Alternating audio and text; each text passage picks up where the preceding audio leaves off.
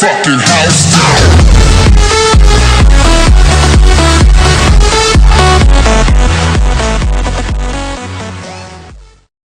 มื้อนี้เราอยู่กับเกมเมอร์ลาวทีวีมื้อนี้เราอยู่กับซอง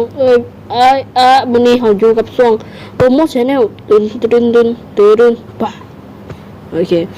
มันจะมาโปรโมท Channel ให้กับเตาลาวสตูดิโอเป็นซองที่ของไอ้เตาของเราเนาะซองหลักของเราคือเตาลาวสตูดิโอ Channel ทีวีซองยาวชิบหายแล้วมีทั้งหมด3ซองแคตเตอร์ซองพักแล้วก็ซองเห็ดนั่งสั้นเนาะซองเห็ดนั่งสั้นจะเป็นซองที่ดังตรงนี้เป็นซองพักเนาะตรงนี้เนาะไพ่ทีมักแนวกวนตีนและความ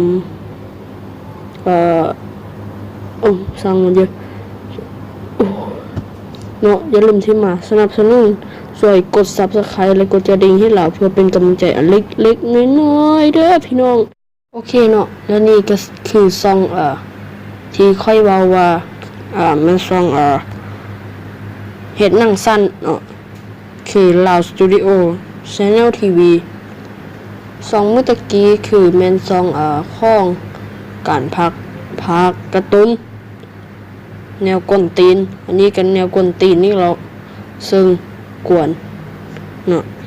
เป็นยังแบบฮิตยังสิเนาะก็มาฮิตก็ดี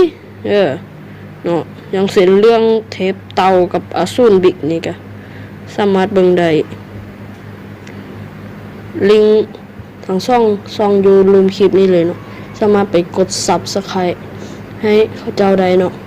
ถ้ามื้อนี้ก็บ๊ายบายและอย่าลืมกด Subscribe ตรงนี้